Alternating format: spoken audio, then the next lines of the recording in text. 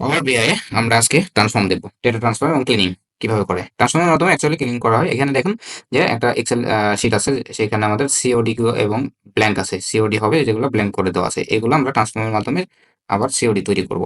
তো এখান থেকে আমরা কি ডেটাটা আগে ওপেন করে নিই এক্সেলের মাধ্যমে। এখানে আমি এর আগের ভিডিওতে দেখিয়েছি যে ডেটা কিভাবে ইম্পোর্ট করতে হয়। ঠিক আছে, তো আমরা এক্সেল ওয়ার্কবুকের মাধ্যমে ডেটাটা ওপেন করে নিলাম।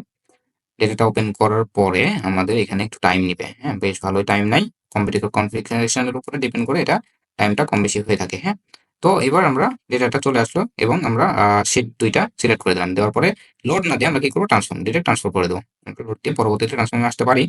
তারপরে আমি ডিরেক্ট ট্রান্সফর্মে আসলাম। আসার পর দেখুন এখানে আমার কুয়েরিতে চলে এসেছে, পাওয়ার কুয়েরিটা ওপেন হয়ে গেছে এবং আমার এখানে সিওডি গুলো যেগুলো ব্ল্যাঙ্ক ছিল সেই ভ্যালুগুলো নাল হয়ে গেছে। তো প্রিভিয়াস ভার্সনগুলোতে, আপডেট ভার্সনগুলোতে সে কুয়েরি করে নাল অটোমেটিক্যালি তৈরি করে ফেলে। তো এখানে আমার হচ্ছে যেগুলো ব্ল্যাঙ্ক ডাটা সেগুলো নাল আসবে না, নাল করে দিতে হবে। আদারওয়াইজ আমাদের পাওয়ার কোয়েরি বা আমাদের ড্যাশবোর্ড গুলো কাজ করবে না। হ্যাঁ, কোয়েরি করে নাল না করা পর্যন্ত কাজ করবে না কোনোভাবে ড্যাশবোর্ড। ঠিক আছে, তো আমরা এই নাল ভ্যালুকে এবার আমি কিভাবে ট্রান্সফর্ম করার মাধ্যমে জিরো ভ্যালু অথবা ব্ল্যাঙ্ক ভ্যালুকে নাল বানাবো, অথবা নাল ভ্যালুকে আমরা এই যে আমাদের হচ্ছে রিকোয়ার্ড যে ফিল্ড, সে ফিল্ডটাতে অ্যাড করবো কিভাবে।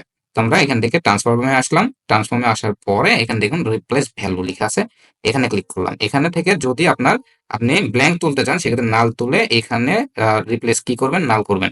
ব্ল্যাঙ্ক রেখে নাল করে দিবেন, তাহলে নাল হয়ে যাবে। আর নাল আমি তুলে সিওডি করবো, সিওডি লিখে দিলাম। দেখুন আমার নাল ভ্যালু চলে গিয়ে সিওডি চলে আসলো।